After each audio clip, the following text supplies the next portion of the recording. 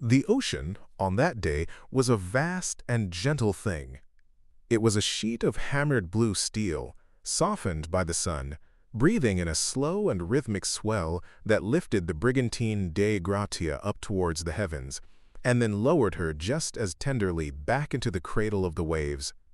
The sky above was a pale, cloudless dome, and the sun a warm hand on the weathered wood of the deck. It was the kind of day at sea that sailors dream of, a day of profound and peaceful monotony, where the only sounds were the soft creak of the ship's timbers, the gentle sigh of the wind in the rigging, and the endless, soothing whisper of water against the hull. Captain David Morehouse stood at the helm, his hands resting lightly on the wheel, his eyes scanning the horizon not with urgency, but with the patient, practiced gaze of a man who knew the sea as well as he knew his own home. The air tasted of salt and clean, empty space. The warmth of the afternoon sun soaked into his coat, and he felt a deep sense of contentment, a quiet harmony with the world around him. His ship was sound, his crew was capable, and the vast Atlantic held no menace today, only a calm and boundless beauty. He let his gaze drift, tracing the perfect, shimmering line where the blue of the water met the paler blue of the sky. It was a line that promised nothing and everything, a constant that had guided sailors for centuries. Time itself seemed to slow down out here, measured not in the ticking of a clock, but in the long, slow arc of the sun and the patient turning of the stars. It was his first mate, Oliver Devoe, who saw it first. He didn't shout, for there was no need to break the spell of the afternoon. He simply raised a hand and pointed, his voice a low murmur that barely carried above the wind. "Captain," he said, "a sail, off the port bow." Morehouse followed his gaze. At first, it was just a smudge, a tiny imperfection on the flawless horizon, like a single fleck of white paint on an endless canvas. But as the minutes stretched on, the smudge grew, slowly resolving itself into the distinct shape of a vessel. It was a brigantine, much like their own, making its way across the water. There was nothing unusual in this. The trade routes between America and Europe were well traveled, and sighting another ship was a common, if not daily, occurrence. Yet there was something about this particular vessel that pricked at the edges of Captain Morehouse's calm, something in the way it moved. It was not sailing with purpose. Its sails were set, but they were not trimmed to catch the wind efficiently. They flapped and billowed with a kind of lazy indifference. The ship itself seemed to be yawing, drifting in a strange, erratic path, as if there were no steady hand upon its wheel. It moved like a sleeper, lost in a dream, wandering aimlessly through the vast blue bedroom of the ocean. "She's sailing strangely," Morehouse said, his voice as quiet as the mate's. He reached for his spyglass, the brass cool and solid in his hand. He raised it to his eye, the world shrinking to a small, magnified circle. The distant ship leaped into focus. He could see her two masts, the cut of her jib, the dark paint of her hull. She was a handsome vessel, well-made and sturdy. But the closer he looked, the deeper the sense of unease settled in his chest. The sails were in a state of disarray. Some were properly set, others were torn and flapping uselessly in the wind. The ship listed slightly to one side, but not in a way that suggested she was taking on water. It was the list of an unbalanced, untended thing. And there was no one. He scanned the deck from bow to stern, his spyglass a searching eye. He saw no helmsman at the wheel, no watchman in the crow's nest, no sailors mending ropes or swabbing decks. The ship was utterly, unnervingly still. It was as if she were a perfect model, set afloat on a pond, a ship without a crew, a body without a soul. "I don't like the look of her, Oliver," the captain murmured, lowering the spyglass. "She looks unwell." Derelict. The word hung in the quiet air. A derelict ship was both a prize and a danger. By maritime law, a crew that salvaged an abandoned vessel was entitled to a significant portion of its value. But it also spoke of disaster, of tragedy, of a story that had ended badly for those who once walked its decks. "Signal her," Morehouse commanded. A flag was run up the mast, a simple question asked in the silent language of the sea. "Are you in distress?" The crew of the Asterisk de Gratia watched and waited. The sun continued its slow journey across the sky. The waves continued their gentle, rhythmic dance, and the strange, silent ship continued its aimless drift.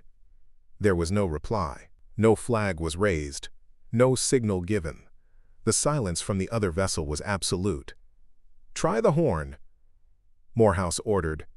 The ship's horn blared, a deep, mournful sound that rolled across the water, a human voice calling out into the immense emptiness. The sound echoed for a moment, and then was swallowed by the sea and the sky. Still, nothing.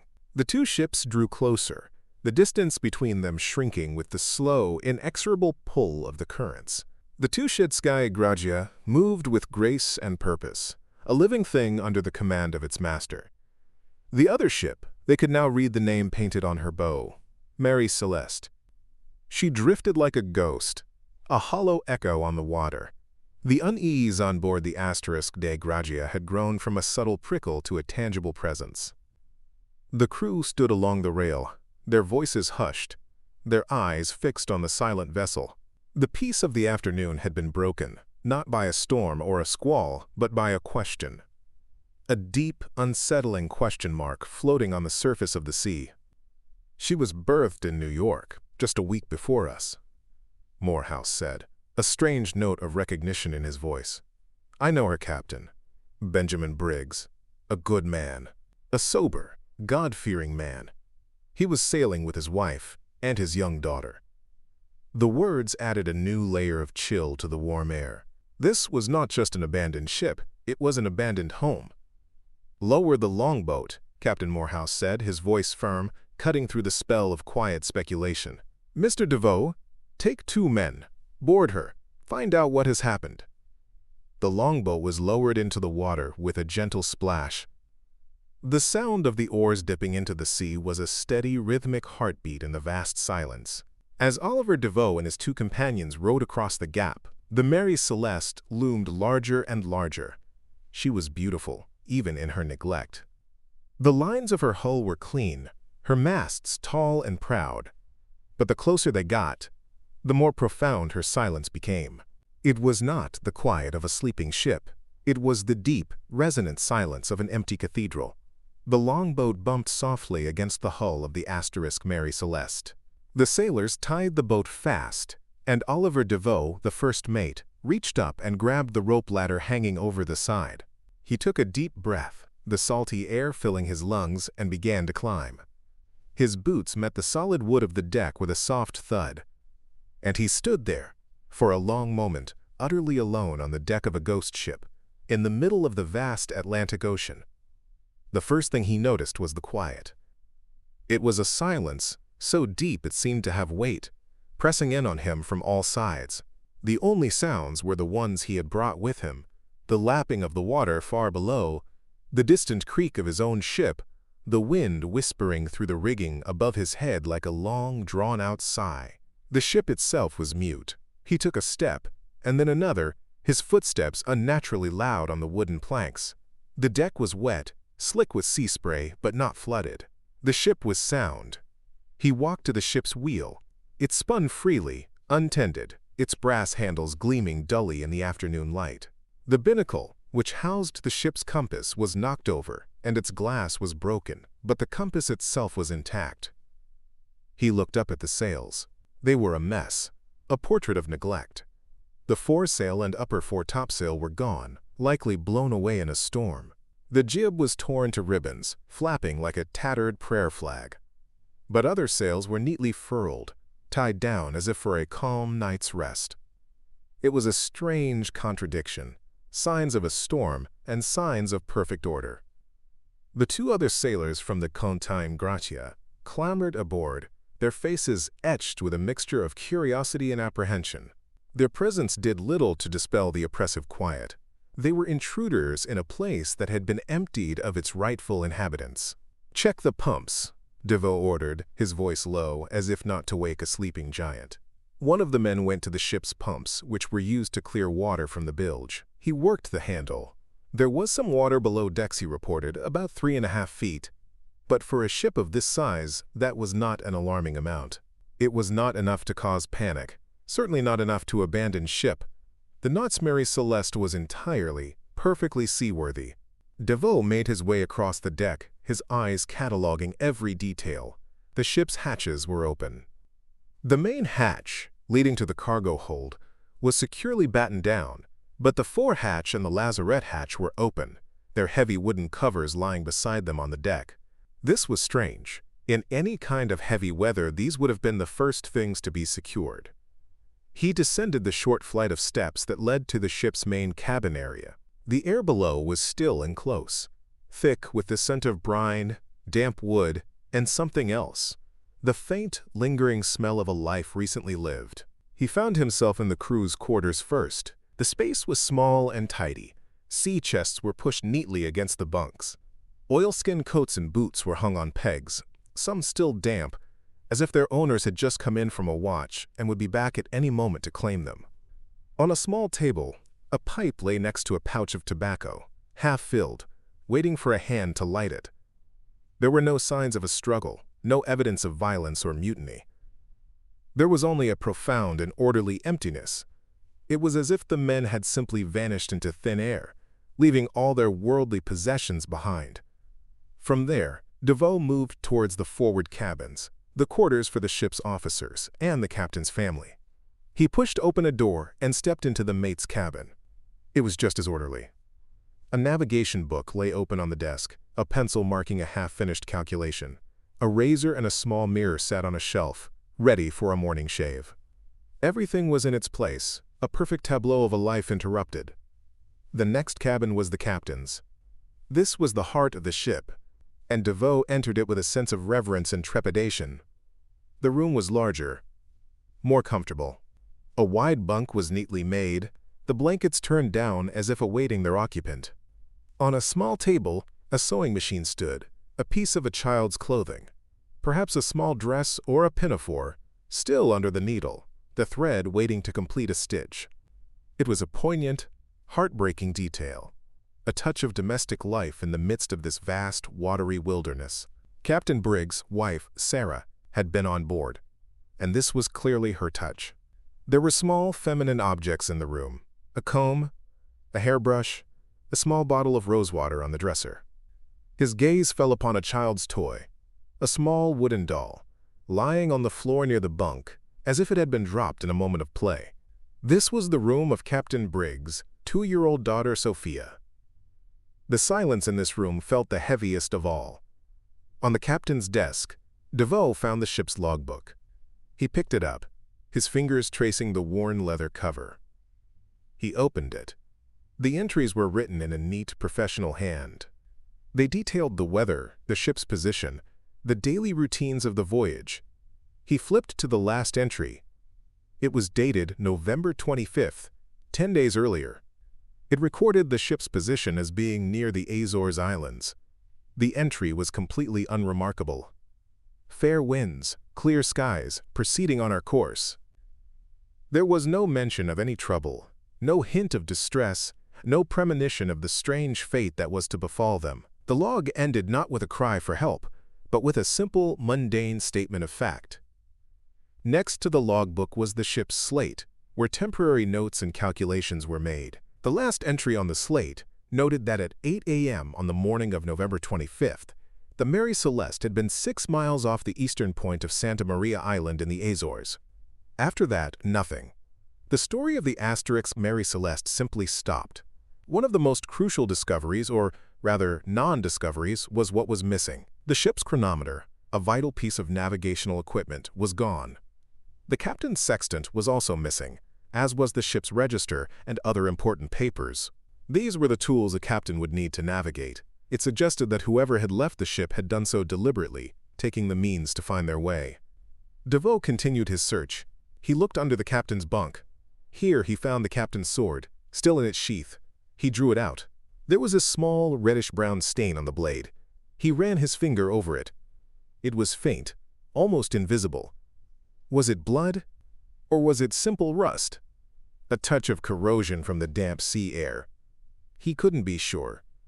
He slid the sword back into its sheath, the mystery deepening with every step he took. He left the captain's cabin and moved to the galley, the ship's kitchen. Here, the sense of sudden departure was perhaps the strongest. A pot of water sat on the cold stove. In the pantry, the provisions were plentiful.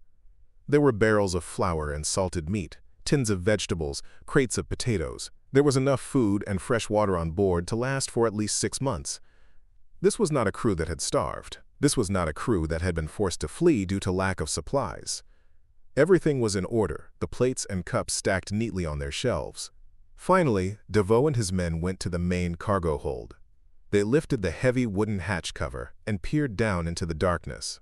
A strong, pungent smell rose up to meet them, the smell of alcohol. The Mary Celeste was carrying a cargo of 701 barrels of raw, denatured alcohol, being transported from New York to Genoa, Italy. One of the sailors lowered a lantern into the hold. In the flickering light, they could see the barrels, stacked in neat, tight rows. They were a vast, silent army in the belly of the ship. The manifest which Deveau had found in the captain's cabin listed every barrel. A quick inspection revealed that the cargo was almost entirely intact. 9 of the barrels were empty. They were made of a different type of wood, more porous, and it was possible they had simply leaked. But the rest of the cargo, the valuable shipment, was untouched. This was perhaps the most baffling clue of all. If the ship had been attacked by pirates, why would they leave behind a cargo of such value? It made no sense. Deveau and his men returned to the deck, emerging from the still, close air of the ship's interior into the fresh, open breeze of the afternoon. They had walked the length and breadth of the Mary Celeste. They had peered into every corner, opened every door. They had found a ship in near-perfect condition. A ship with ample food and water. A ship with its valuable cargo untouched. They had found the personal belongings of 10 people: Captain Briggs, his wife Sarah, their daughter Sophia, and a crew of 7, all left behind as if in a great hurry. But they had not found a single soul, not a single living person, nor any sign of what had become of them. The only other significant clue was the absence of the ship's lifeboat. It was a small yawl, which should have been stored on top of the main hatch. It was gone. On the ship's rail, a rope was found, frayed and broken, trailing in the water. Had the lifeboat been tied to the ship with this rope? Had it broken away? Oliver Deveau stood on the deck of the silent ship, the setting sun casting long shadows across the planks. He looked out at the endless expanse of the ocean, a gentle, shimmering mystery. The Mary Celeste floated peacefully on the waves, holding her secrets close. She was a ship full of clues, but none of them added up to an answer. She was a perfectly preserved enigma, a floating testament to a story that had no ending. He and his men returned to the de Gracia as twilight began to bleed purple and gold across the horizon. The mood on their own ship was now one of hushed awe. Captain Morehouse listened intently as Deveau recounted every detail of what he had found. The tidy cabins, the half-finished sewing, the final, mundane log entry, the missing lifeboat, the intact cargo. The story was impossible. People do not simply vanish from a perfectly sound ship in the middle of the ocean. And yet, they had. A decision had to be made. The Mary Celeste was a valuable prize, but she needed a crew to sail her to port. Captain Morehouse decided to split his own crew. He would put Oliver Deveau and 2 other men in command of the ghost ship, and they would sail her in tandem with the de Gracia to the nearest port, Gibraltar, a journey of some 600 miles. And so, as darkness fell upon the Atlantic, a strange and lonely procession began. The de Gracia, with its small crew, sailed ahead, a familiar and comforting presence, and behind her, the Mary Celeste followed, her sails now trimmed by the hands of strangers, her decks walked by men who were not her own. To sail upon the Mary Celeste was a surreal experience. The ship groaned and creaked, as all wooden ships do. The wind sang in her rigging, but these were the sounds of the vessel itself, not of the life upon it. There was no laughter from the crew's quarters, no captain's orders shouted from the helm, no sound of a child's footsteps on the deck. The ship felt hollow, haunted not by ghosts, but by their absence. Oliver Deveau would stand at the helm for hours, his hands on the same wheel that Captain Briggs had held. his eyes scanning the same empty horizon. He would find his mind drifting, trying to piece together the impossible puzzle. He would imagine Captain Briggs, a man he had never met but felt he knew, standing in this very spot. A good man, a sober man, a man with his family. What could have happened? What could have driven such a man to abandon his perfectly good ship? As the Mary Celeste sailed on through the quiet nights, under a canopy of brilliant, unblinking stars, the theories began to whisper in the minds of the men. The sea has always been a place of mystery, a breeding ground for stories and speculation, and the empty decks of this ship were fertile ground indeed. Perhaps, one sailor murmured, it was pirates. Not the pirates of old, with swords and cannons, but modern-day marauders. They could have boarded the ship, taken the crew and the captain's family, and what? Killed them? But why? There were no signs of a struggle, no bloodstains, save for that one ambiguous smudge on the captain's sword. And why would they leave the valuable cargo? The theory unraveled as soon as it was spoken. It did not fit the strange, peaceful scene left behind. Another man, a more superstitious soul, spoke of the legends of the sea. He spoke in a low voice of the Kraken, the great sea monster that could wrap its tentacles around a ship and pull it to the depths. But the Mary Celeste had not been pulled to the depths. She was floating, unharmed. He spoke of sirens whose beautiful songs could lure sailors to their doom. But the entire crew? The captain's wife and child? It was a romantic, terrifying thought, but it felt like a fable, a story told by a fireside, not a plausible explanation for this solid wooden reality. Could it have been a mutiny? A sudden, violent uprising of the crew against their captain? Perhaps. But again, the evidence argued against it. The ship was in perfect order. The crew's belongings were all in their chests. Mutineers would likely have ransacked the ship, taken the alcohol, and sailed for some lawless port. They would not have simply vanished, leaving everything behind. And the crew of the Mary Celeste had been known to be a good, experienced crew. Captain Briggs had chosen them himself. Mutiny seemed unlikely, and so the sailors on the Dei Gratia and the prize crew on the Mary Celeste sailed on, living with the mystery, sleeping with it, breathing it in with the salt air. The empty ship became a constant, silent companion, a riddle that offered no solution. As the days turned into nights and the nights back into days, a more plausible, more chilling theory began to take shape in Oliver Devoe's mind. It was a theory born not of monsters or pirates, but of chemistry and human fear. The cargo. The 701 barrels of denatured alcohol. He pictured the scene. The Mary Celeste is sailing peacefully. The weather is fine. But below decks, in the warm, enclosed space of the cargo hold, something is happening. The 9 barrels made of porous red oak have begun to leak. Alcohol vapor, colorless and odorless, is seeping out, filling the hold. The pressure builds. Perhaps Captain Briggs, a cautious man, smells the fumes, or hears a strange rumbling from below. He orders the hatches open to ventilate the hold. This would explain why the forehatch and lazarette hatch were found open. He fears an explosion. Raw alcohol is incredibly volatile. A single spark from a metal tool, a lit pipe, anything, could turn his ship into a raging inferno in a matter of seconds. His wife and his 2-year-old daughter are on board. His primary duty is to protect them and his crew. He makes a decision. A temporary evacuation. It is a calm day. He will lower the lifeboat, the yawl. Everyone will get into it. They will tether the lifeboat to the ship with a long rope, a tow line. They will trail behind the ship at a safe distance, letting the dangerous fumes dissipate into the open air. Once the danger has passed, they can easily pull themselves back to the ship and climb aboard. It is a prudent, if unusual, course of action, so they gather their most important navigational instruments, the chronometer and the sextant, and the ship's papers. They launch the lifeboat, all 10 of them. Captain Briggs, his wife Sarah, little Sophia, and the 7 crewmen climb down into the small boat. They are all together, all safe. They pay out the long tow line and watch as their ship, the Mary Celeste, sails slowly on ahead of them, a gentle breeze in her sails. And then, the unexpected happens. Perhaps the wind picks up suddenly. A squall, appearing out of nowhere, as they so often do at sea. The Mary Celeste, with her sails still partially set, catches the wind and surges forward.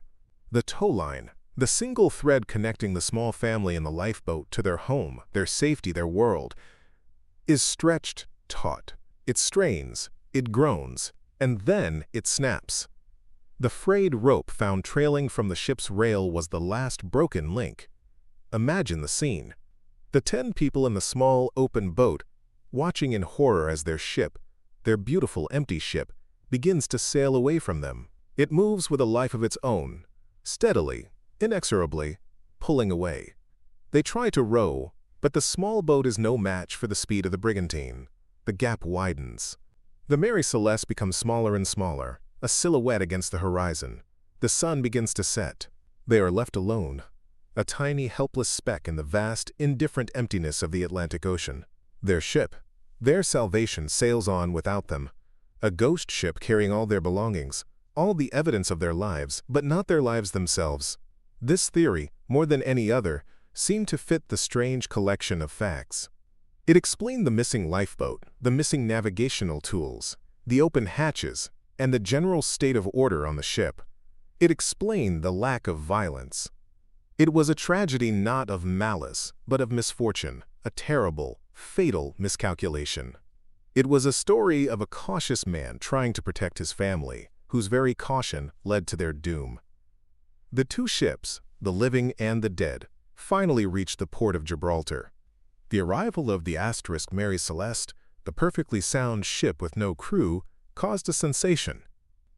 The story spread like wildfire through the taverns and shipping offices of the world. An official inquiry was launched. The Admiralty Court in Gibraltar was a place of suspicion. The judges and lawyers, men of the land, did not trust the stories of the sea. They suspected foul play. Their first theory was that the crew of the de Gratia had murdered Captain Briggs and his crew in order to claim the salvage money. Captain Morehouse and his men were treated not as saviors but as suspects. The Mary Celeste was searched from top to bottom by officials looking for evidence of a crime. They found the faint stain on the captain's sword and declared it to be blood, though they could not prove it. They found small cuts on the ship's rail and claimed they were made by an axe during a violent struggle. But the evidence was thin, circumstantial.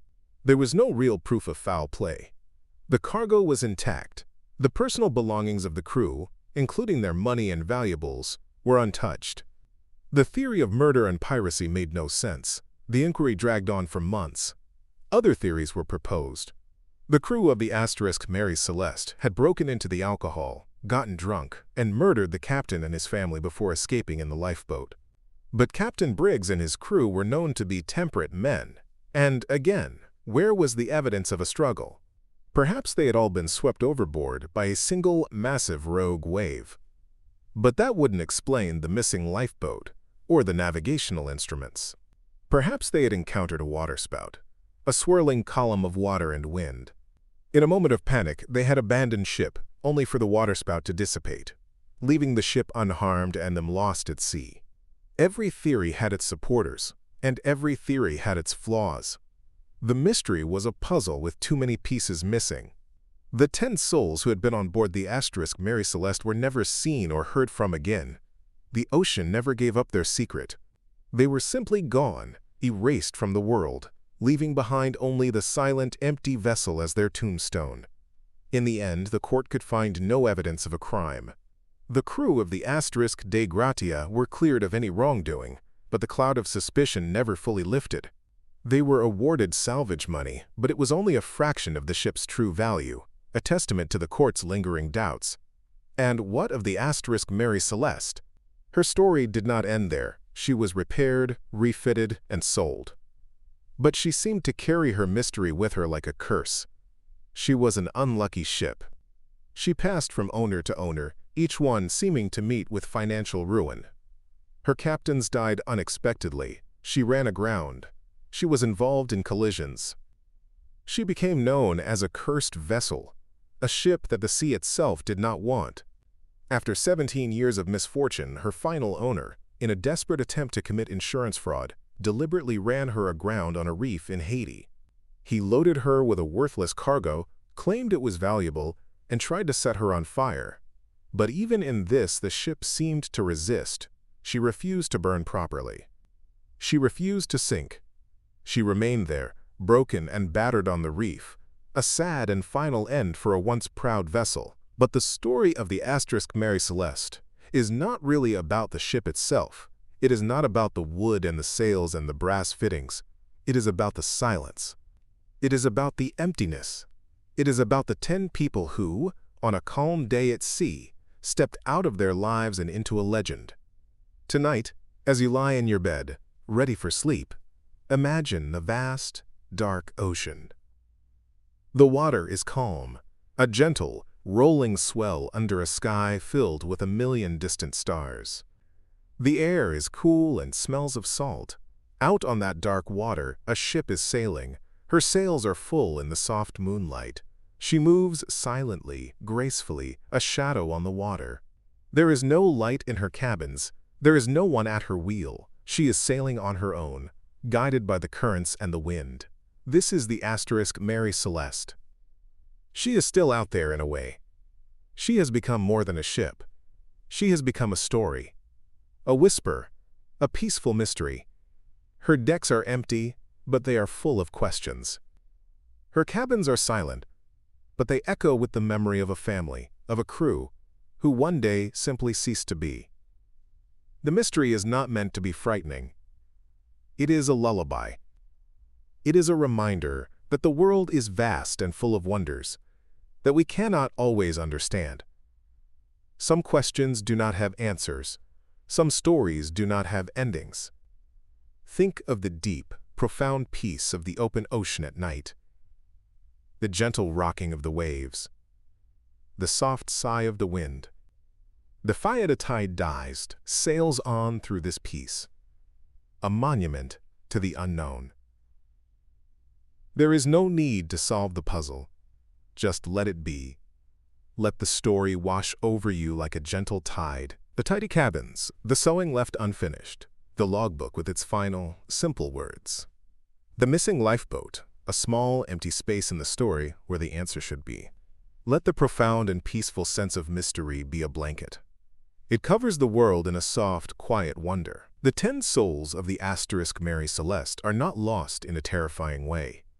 They have simply sailed over the horizon, beyond our sight, and into the gentle, endless mystery of the sea.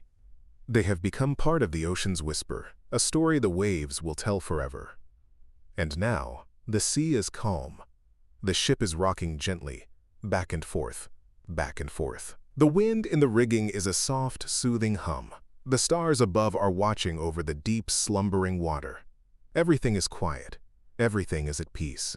It is time to drift away, just like the Mary Celeste, into a calm and silent sea of dreams. Let the gentle rocking carry you. Let the quiet carry you. Let the great, peaceful mystery carry you off to sleep. Good night.